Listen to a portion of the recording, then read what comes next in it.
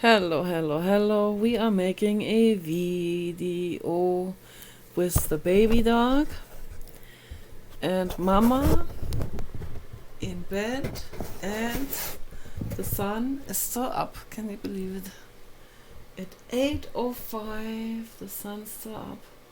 So I think the sun will go down at about 8:30 right now. And that is pretty awesome in June. So, and the rhododendron are blooming real large, bright, like a coral pink, beautiful, absolutely gorgeous. Yes, the gorgeousness. Oh yes. Oh yes. So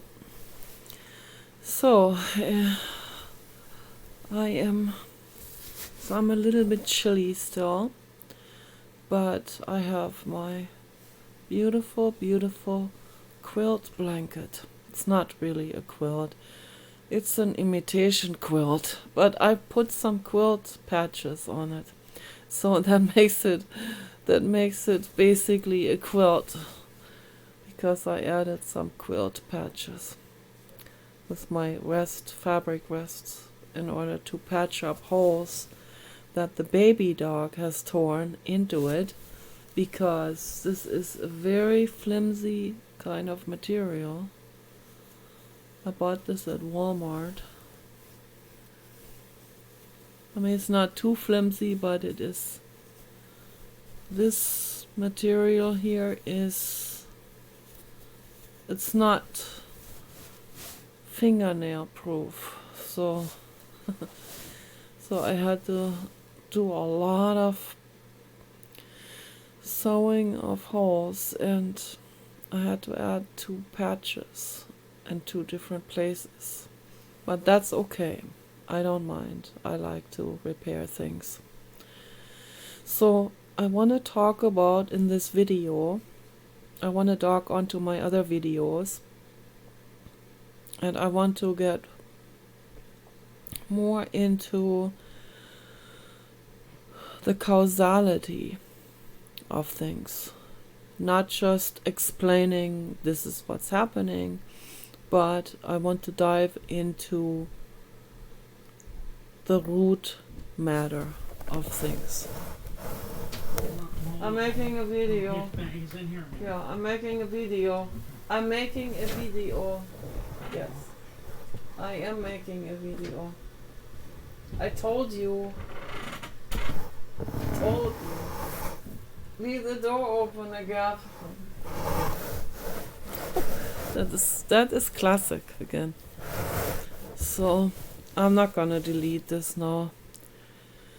So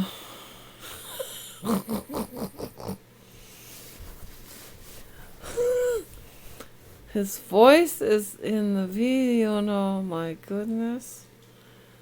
Then someone could figure out who he is. And he is not a celebrity. Okay? So it makes really no sense. But anyway, so the baby dog, he doesn't mind being in the video. So I want to dive into the causality of the situation, of any of those pathologies that I have talked about, or interaction problems of humans. I want to get into the root causes, because I'm very interested in the truth of the causalities in the world. Very, very interested. That's why I studied psychology, but then I had to quit in the middle of my school, and I just couldn't continue because I was suicidal. It was very bad. I went back to LA to Arjanov and continued primotherapy for another couple of years until 2000. So that's when I quit primotherapy, and I had moved in with Paul, and we were going to use the money for more usable stuff. So if I had saved the money from primotherapy, I could have bought a house in Bel Air and a Rolls Royce. That's the truth. But whatever. But it was an important therapy. It was very, very important. So more important than a house in Malibu and a Rolls Royce. Okay, so, or a Porsche. Much more important. So back then we didn't have the Tesla yet. So that's why I always said Rolls Royce, because that was at that time, I guess, the most expensive car in the world.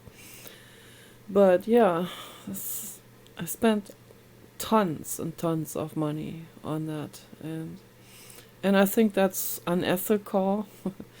Therapy and any kind of health care provision should be free of charge for everyone. I strongly believe in that. That's why I like to give people health advice for dogs and humans and other animals. And it makes me feel good and happy if I can help someone. And that's how we should approach the subject of health and healing and health services, whatever they are, okay? Whether that's mental or physical, it doesn't matter.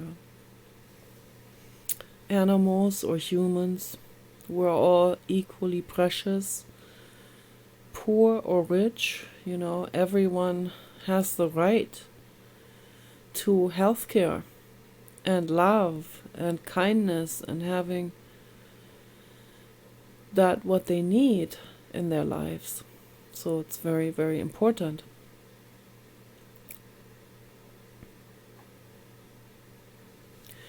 We need therapy help centers. I talked about it many times in my videos. I will keep on talking about it because it's infinitely important. They should be free of charge. We need to have a closed sanatorium, which is what we need for any criminal and schizoid person, homeless people.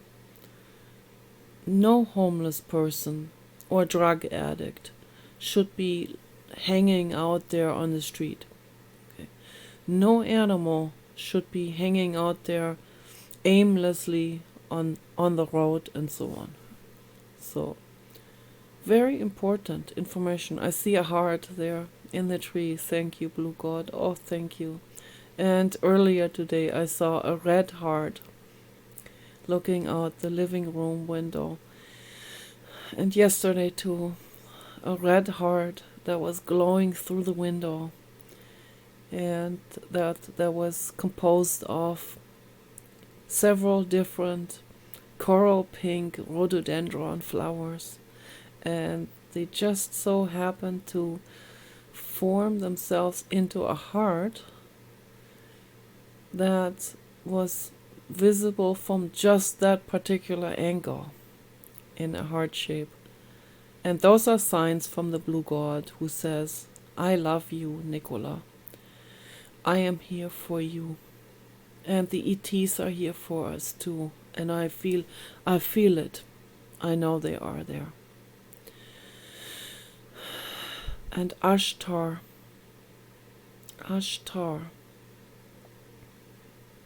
that's his name. That is the commander-in-chief of the Galactic Federation. And he is several thousand years old and looks like 30. So they age very, very slowly. Very, very. Can you imagine to live that long? The kind of wisdom and information that you create, and you learn to use information in in a much more efficient way.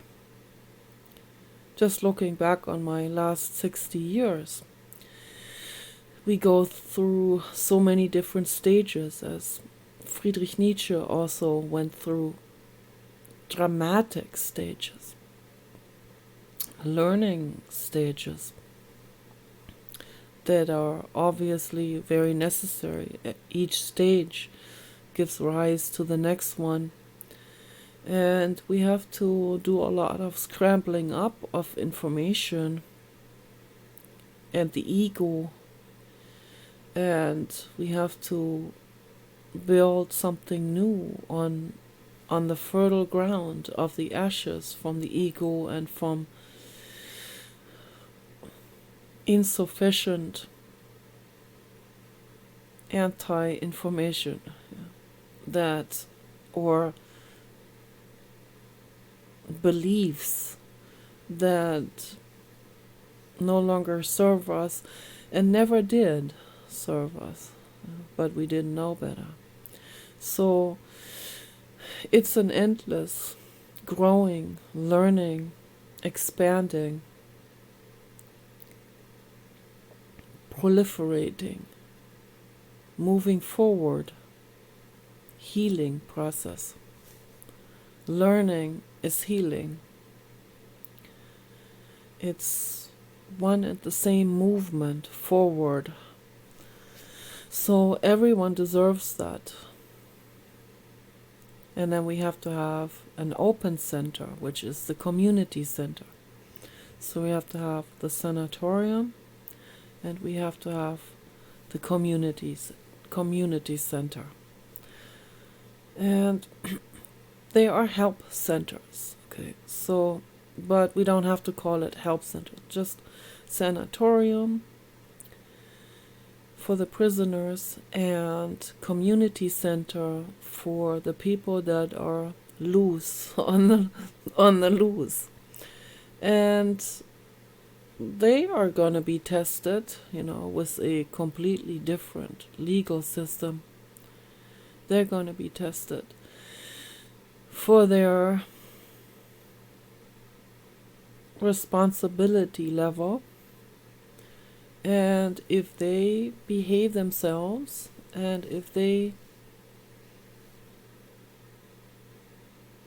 act kindly to another innocent being, animal or human, then they deserve to be free and living their lives independently as an adult, basically.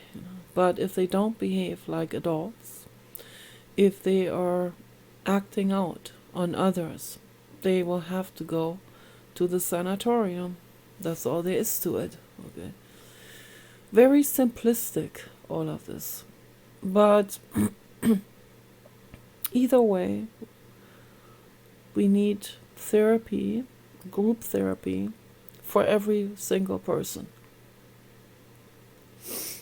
And my lip is itching. I always have this itching here sometimes, and then I do this here.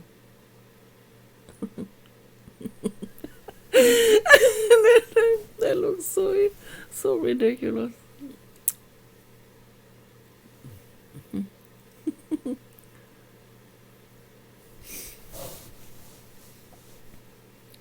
I don't know why that's itching.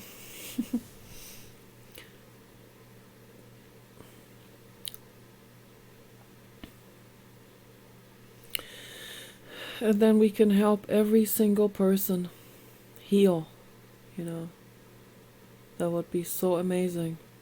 But Paul warned me for many years, and he said, this is just a recipe for disaster. Many people have tried this, they get sued. You have homeless people come in and destroy your facility. There are people that are so incredibly destructive. Not only are they those types that would not wash their car before they sell it, or pick up the trash on the floor next to them. They wouldn't pick that up. Not only that, but there are people in this world that are extremely self-destructive and destructive of everything around them. And those are the people that need to be rounded up and put in the sanatorium.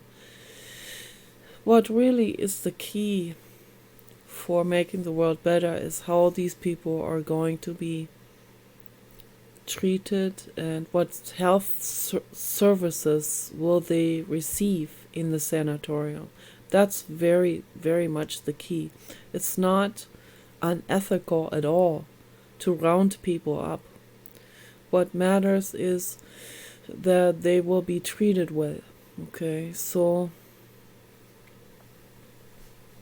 that they will not be put into cages, and that we will outlaw cages for animals and humans altogether.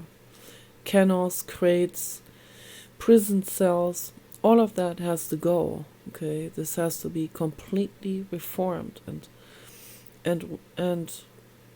completely rewritten if we want to move forward into the future and become a type 1 civilization.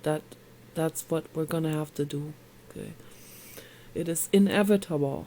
We're gonna have to do it, and we're gonna have to reform everything towards composting toilets.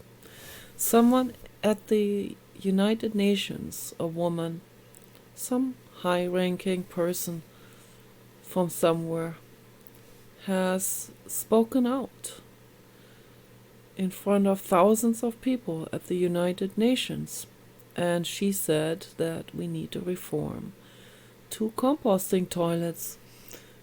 You know, there are the amount of people that are completely consciously aware of this necessity. I mean, they're like probably 1 in a million people, or less than that, right? So maybe 1 in 5 million people that is aware of this necessity, because we have soil depletion, and soil depletion in agriculture causes the food plants to be empty. They're depleted from nutrients. And the reason why is because the dung is not put back into it. And of course you don't put raw sewage back into the land. You don't do that, okay? That is unsanitary. But I talked about this before. We have to do full circle composting. Kitchen, toilet, everything has to go outside into large dumpsters, but not real huge dumpsters, but the regular size trash can that you have outside, that some people will roll down to the street. That type of trash can, that's size about, But better without wheels, because, Paul bought some with wheels and they keep coming off. Today there is another wheel that broke off, and I keep on getting these wheels loose under those, and that it doesn't work, and we're not using that for regular trash. We're using it only for compost. The regular trash that we have is so incredibly reduced to less than a plastic shopping bag. Okay, that is how much regular trash we have. So we have large dog food bags full of recycling materials, and Paul diligently does that, which I really applaud him for. I would have a lot of trouble with that because of my OCD, but he does that, and then I suffer a little bit from him putting these dog food bags back into the van after they have had touched to that receptacle of the waste management dumpsters where you put the recycling or whatever, plastics in one and paper in another one. I applaud everyone who does that, and even though I have terrible OCD with all of that, I have to tolerate that he will put that dirty dog food bag back into the van and use that again. But I'll put up with some of the things because I believe in it, and it is a necessity. We have to do it. Recycling is a necessity for every caring person. Okay, because we have a limited amount of resources, and you can't just continue to deplete the natural resources. That causes environmental devastation.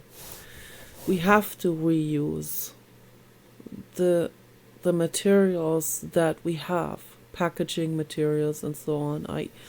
I use a lot of packaging materials already for my artwork, which is very nice if you can reutilize something to make something out of it, whatever you want to make out of it, something useful, something utilitarian, or a piece of art that you hang on the wall, But make something out of it, or bring it to the recycling place. So I think that's very important, and this is what should be taught in schools. We need a complete education reform for every level of school, every single level of school. So there needs to be ethics woven into every single stage and level of school. Okay, from kindergarten to high school to college to 4-year or 8-year university, graduate school level. Okay, into the doctorates, dissertations. There needs to be a mandatory part of that work that should be tied in to ethics in one way or another. So whatever you want to write about or do or get into, tether it to ethics, because once you do that,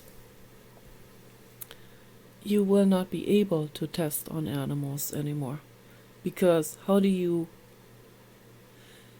tie that in with ethics, right? You can't. And well, I'm glad that our professor told us that she had to do tests on animals when she was going through the neurology towards the end of her graduation from a very long phase, like 16 years of schools that she had gone through, because she had a PhD in psychology and an MD, medical doctor, both, and she went really rigorously into neuroscience.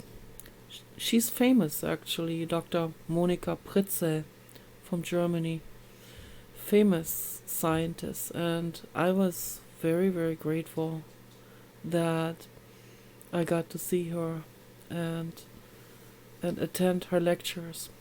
Wonderful woman.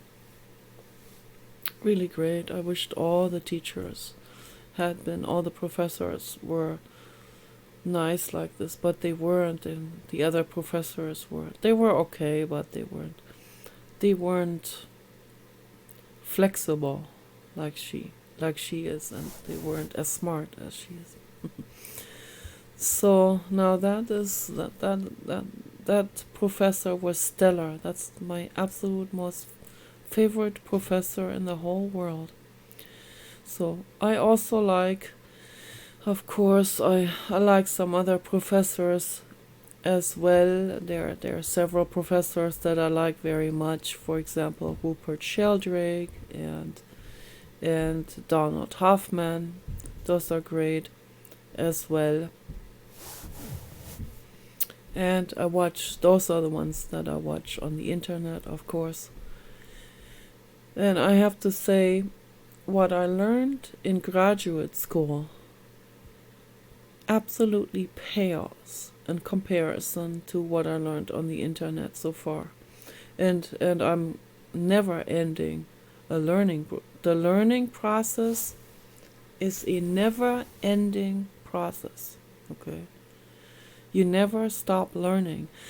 And now with information available in an information age, we need to use that opportunity to learn as much as we can and really get informed and learn different things also, and not be lazy and complacent and just watch the stuff that you're interested in your particular narrowed field, but also watch something from another subject field once in a while, and then bring it together, compute that together in your brain, and see how these two subjects can supplement one another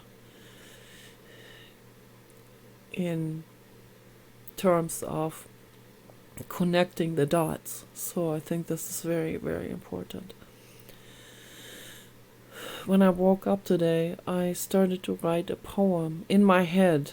So I think after I make the video, I'm going to ponder over that and see if I can retrieve that poem, the beginning of that poem that I started to create. So, you want to come in? I'm not showing you. Not showing.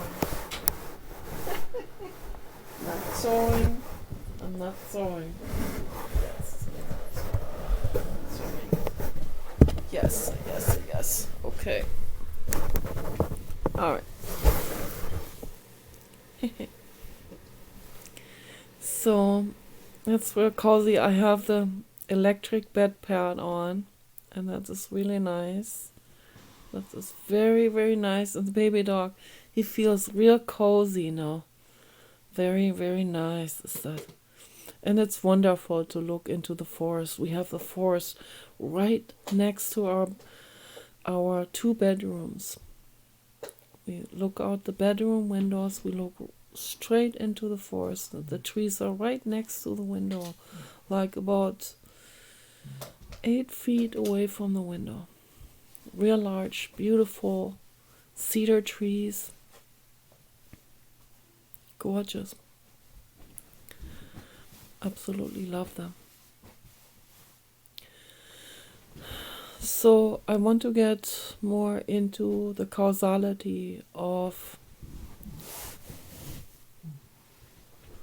different mental illnesses and criminal behavior as well, because that's something that is never being discussed in the 48-hour crime reports, for example, or other documentaries. They will talk about the symptoms, but they don't talk about the causality of the symptom. And if we don't talk about the causality of the symptom, how can we find the solution to fix those particular symptoms? So we can only find the solution if we really dig deeper into the subject and ask the questions like, what caused this? What is behind this particular behavior? And I have been thinking about this for a very long time, and I find, let's just take the riots, for example, that are going on in LA right now. It's just what an atrocity. Let's just dissect this for a moment. What is happening there?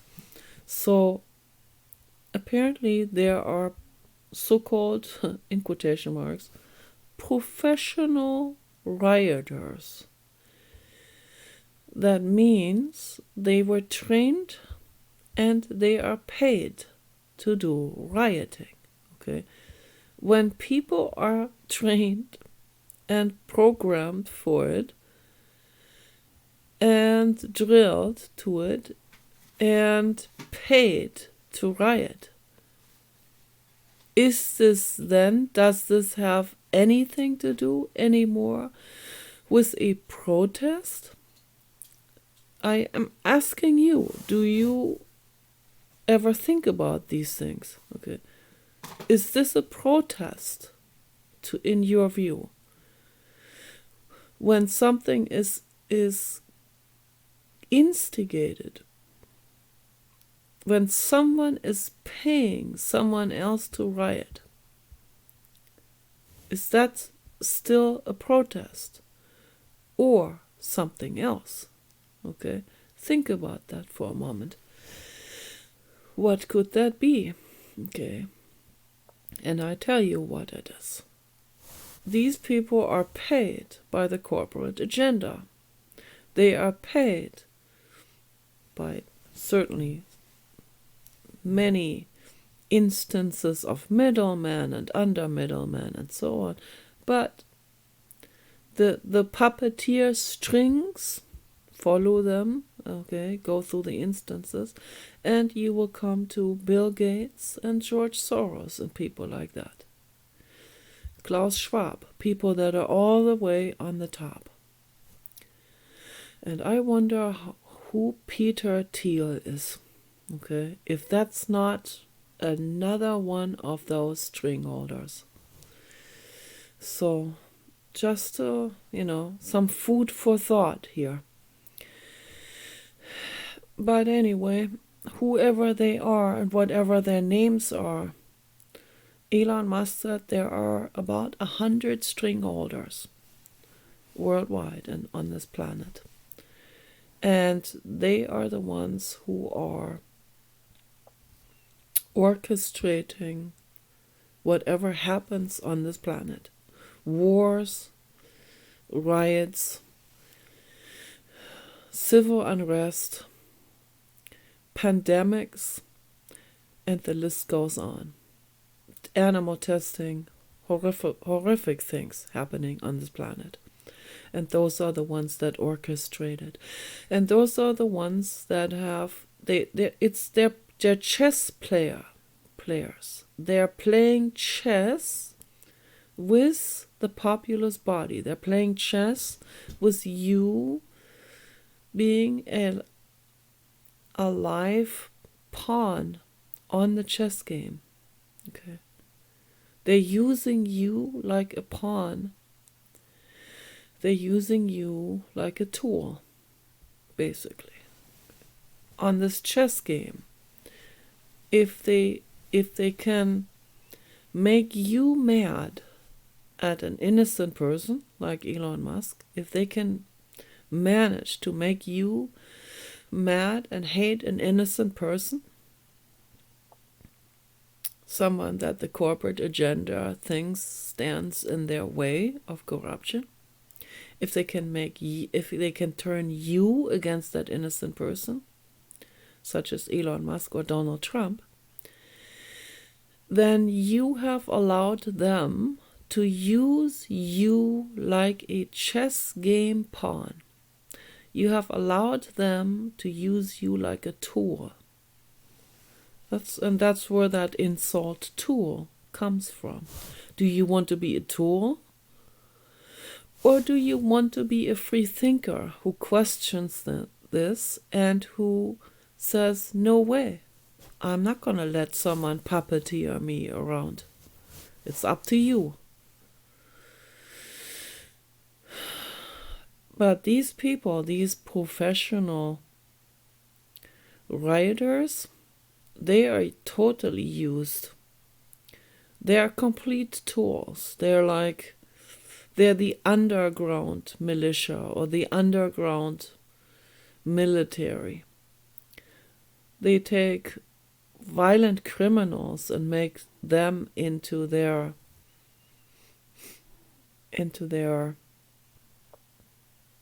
soldiers, basically. And soldier sounds almost too civil for that, right? I mean, but I'm just using language to explain this. No, that's even worse than soldiers. And soldiers is bad too already. Right? Those people are drill puppets. Okay, they have been drilled into being robotic puppets to the corporate agenda, and that's what they have done. And they always use several approaches. They use people's already existing racism, okay, and they use people's already existing feeling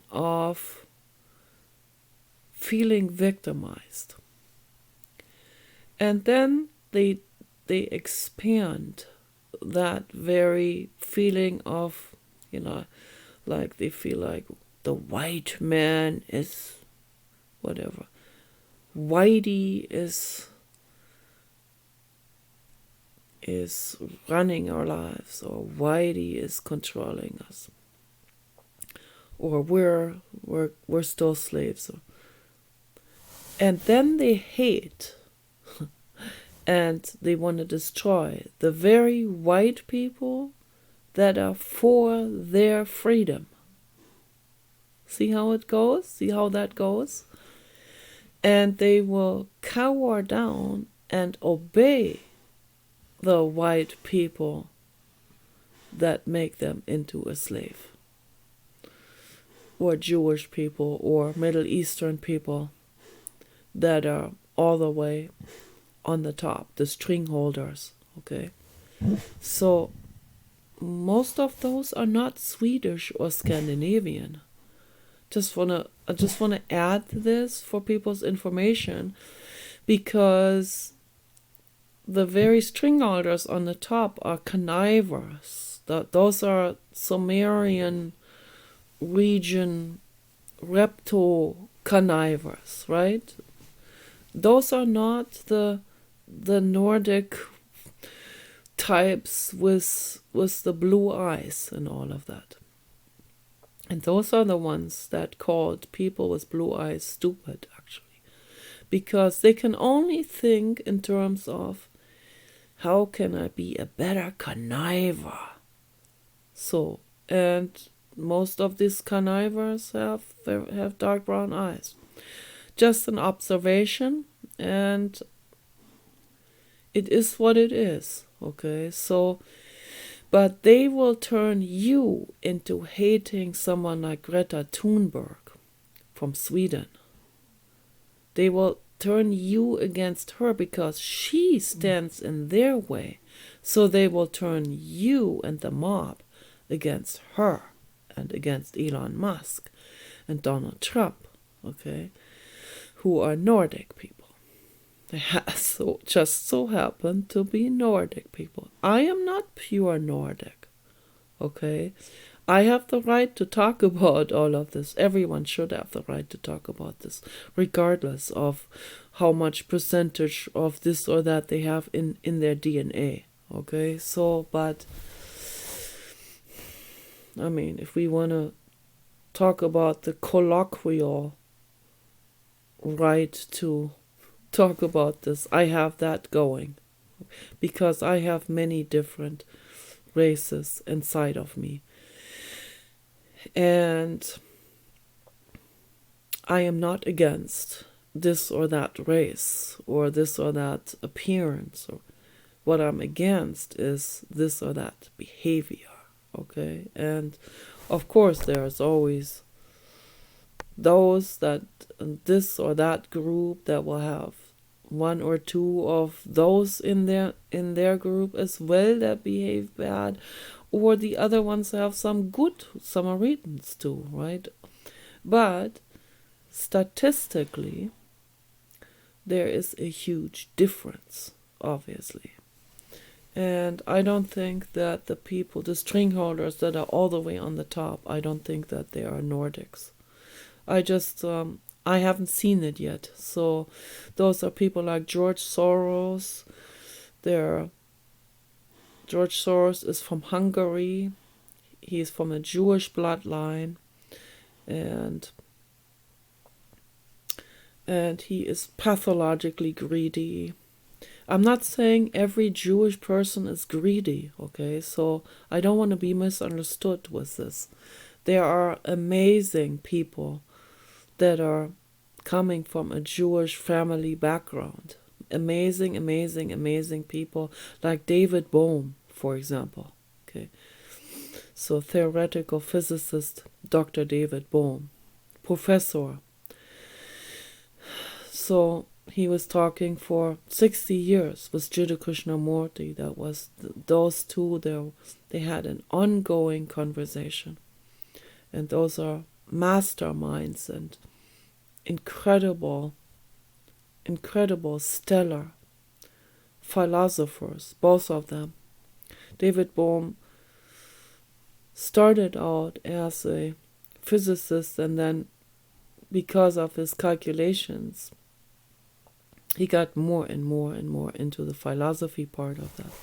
So it shows how philosophy and physics will meet and come together. Not religion.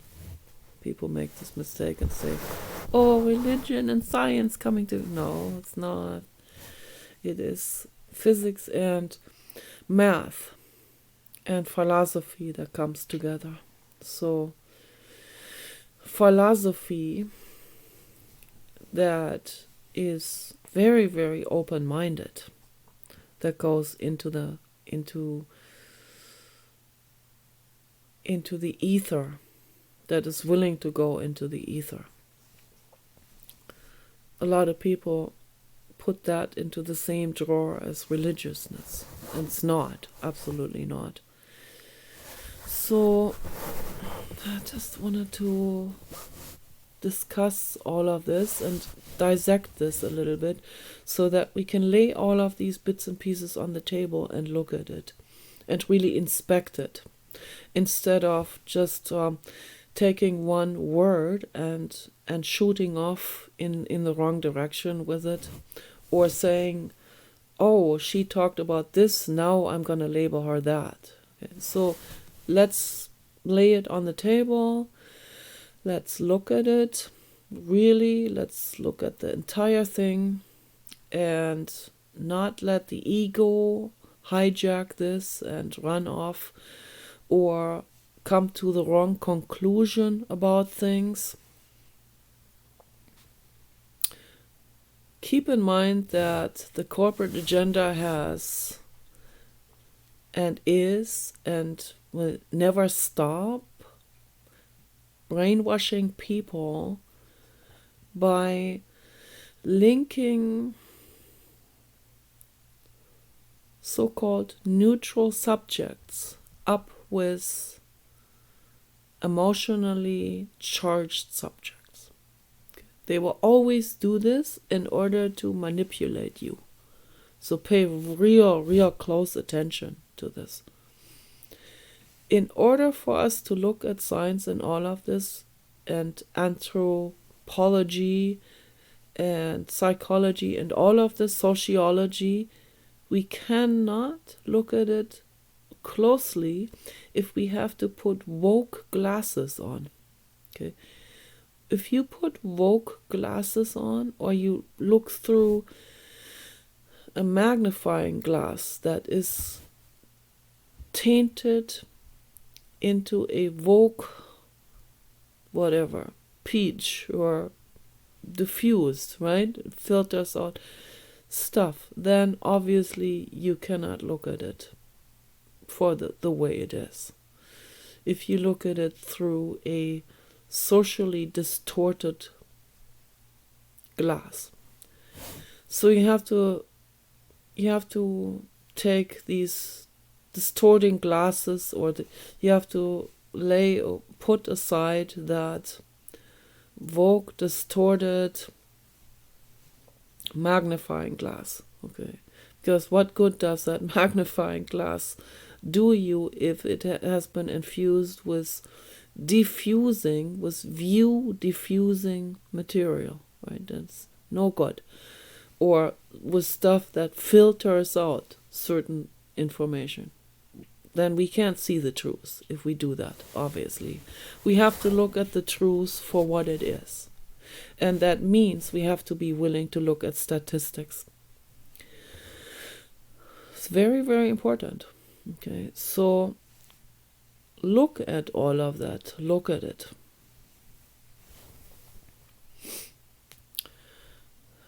This is not about condemning one demographic and not condemning another demographic. This is about looking deeper into causality. And in order to do this, we have to look at what this particular demographic does, what we see this demographic do. Okay, why is this demographic doing this? Why are the people of this particular demographic, why are they, let's become very politically incorrect here, why are the criminals, why are vast majority of those criminals, of those violent looters and rioters, why are they brown-skinned? Okay, why are they Afro, Latino, Middle Eastern? And how come they are not Nordics? Okay. How come there is not one Nordic person rioting? This is important to ask that question. Really important, or we're not going to get to the core of this. We're not going to understand it at all. So, and there are IQ differences, 100%. Asian people have the highest IQ. Let's not make any mistake about this. It's important, or we cannot understand the world if we're not willing to look at all of these things. If people take offense, then they can't even go to a university, graduate school, and study anything. If they take offense to the subject matter that they are trying to learn and trying to understand. So put the ego aside and really look at what it is. If an Asian person has an IQ that's 50 points higher than my IQ. My IQ is 104 on the first test. That can be made to go up still, of course. But I'm not interested in studying IQ tests. I have better things to do with my life. But let's compare that to an Asian person who will have on the first IQ test an IQ of 150. Should I take offense to this and say, oh, no, I have to feel low of myself because he has such a much higher IQ than I have? And then now I'm going to mix this in with race. Now I'm going to blame this all on him. That's because he's Asian and I'm being discriminated against because my IQ is lower or something like this. And that's what people do. Yeah. And I just find that so incredibly ridiculous. So let's look at this. Let's look into our own minds with this. And and stop lashing out at other people. Stop lashing out at Elon Musk for being a genius, or mega genius, ultra mega genius. Stop lashing out against him. Are you jealous? Yes. Look into yourself, okay? If you're jealous, then let off that other person and go into your own mind. That's what therapy should be for. I have the tools now to help people with this because I have completely understood this. They weren't even very helpful. After Dr. Arthur Janov left the Primal Center and went into retirement and left the management to his wife, Franz Janov, then things started to get really bad. And I'm not saying this is her fault or because she's bad or something. She was just not aware. And that's why this went downhill. Okay. And she had her own emotional problems. And people were not helping her with it. They were too busy being her followers. And that's why I say this isn't helping the main manager. This isn't helping the CEO. This is not helping the person who's in charge of whatever therapy center or political party or whatever. Okay, if you don't say something to someone, if you notice that person is behaving badly and you don't say anything, guess what happens? Then that other person is not reminded of the fact that she or he did something bad, did something wrong, managed this in a wrong way, made mistakes. Okay, if you don't say anything, then how can these people introspect? Okay, how can these people figure this out? I mean, maybe after they've made terrible mistakes and ended up homeless, then maybe they will. But why let it escalate to that point, right? For example, and just if we want to stick with that subject, where no one ever said anything to this lady, the mayor of San Diego, I think it was, and she inherited all of that wealth from her husband, and then she gambled. She was addicted to gambling. Very dangerous. People like this need to go into the sanatorium before they end up homeless. Okay, before they waste their money on casinos and money that could be spent on feeding homeless people and homeless animals, right? I mean, billions, literally billions of dollars. You know how much you can do with that money. Put it to good use, And that's what Elon Musk and Donald Trump are doing. They're putting their billions to a good use. They're saving this country, by the way. So don't forget that. Okay, write it on the wall. They're saving this country. And in order to save the country, they have to look at the problems. And if that pisses people off, then it pisses people off. Okay? That's not something to worry about. What we need to worry about is that the problems are being seen and figured out and detected. That's what they're doing. So look at the problems and find the solutions. Okay, and that's what they're doing. I trust in them. I know what they're doing. is for the greater good. But that lady, that former mayor of San Diego, she gambled all of her money, billions of dollars, ended up bankrupt.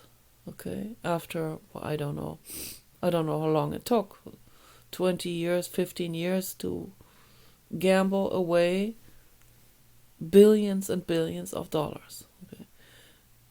This is not only reckless, it is unethical, it's an atrocity, that's what it is, to herself and to the whole world.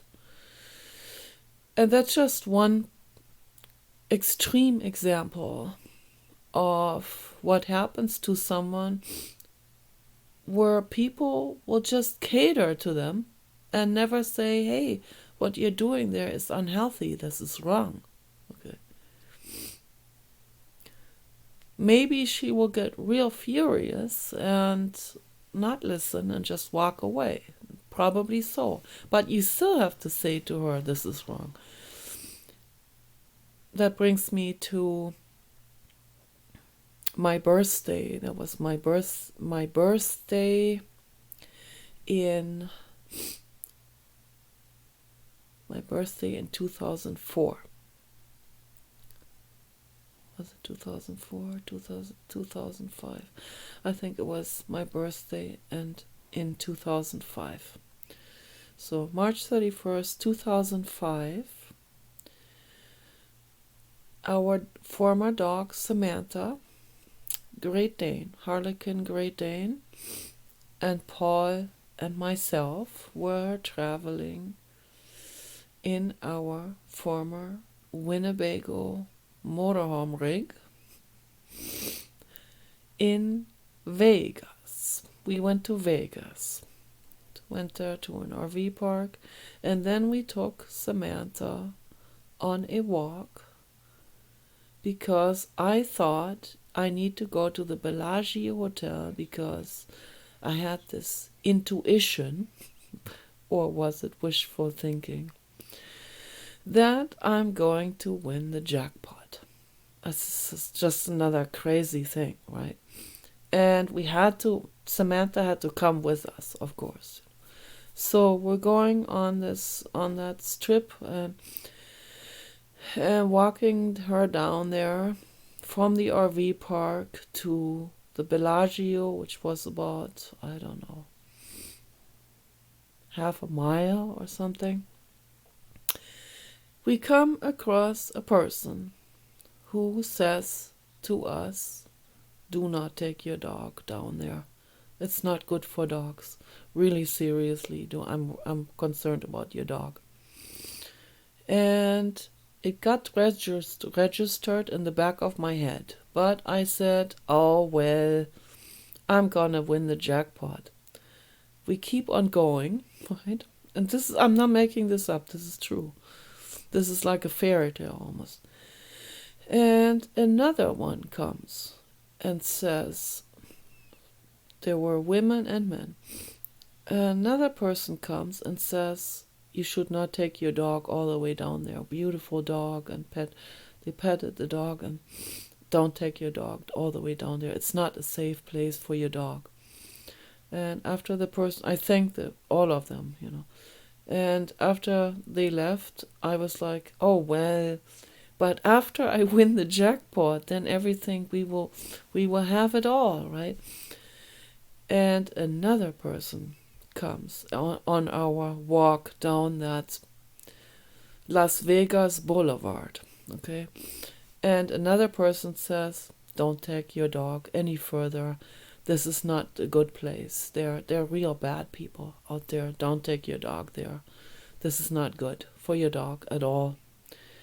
And when that third angel said that to me, the exact same thing, I was like, okay, it's not safe to take my dog down there, even if I won the jackpot.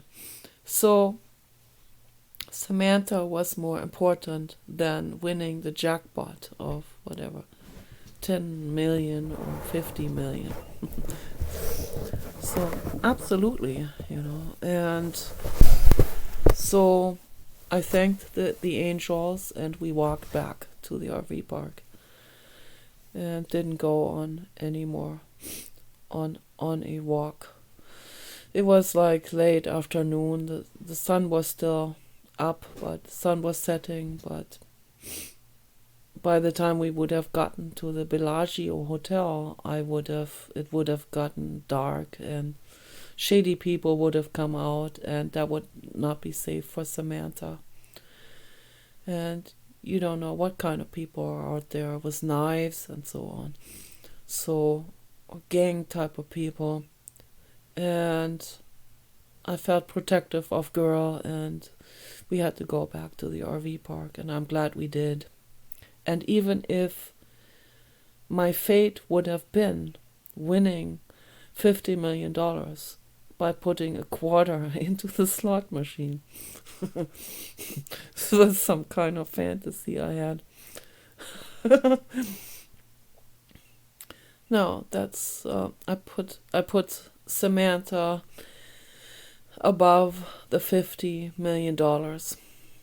So Samantha is infinitely precious and infinitely more important than winning the jackpot or the lottery. Okay. So if that winning the jackpot or lottery entailed a dangerous situation, so I choose Samantha over that other situation anytime, and I'm glad I did.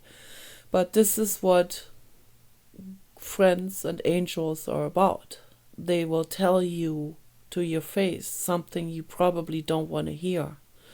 You want to be in denial about, right? Because you have already set your mind on winning the lottery or the jackpot or buying some expensive clothes at Gianni Versace store or something. So, or whatever, or going to a party or whatever. So we have to have people that come up to us and say, this is not good what you're doing there. This is not ending well. This is not a good situation. This is dangerous, or whatever, or how the way you're talking to this person or to your husband is not good, or you should change your tone, and you need to introspect. We need these people to tell us. They need to tell us what we're doing wrong. We need to point out the mistakes, or people will never straighten out. Okay, they will just, their jealousy train they're on, or their greed train they're on, or this idea of needing to have success in graduate school and getting a degree or making something, regardless of any kind of certain situation or something.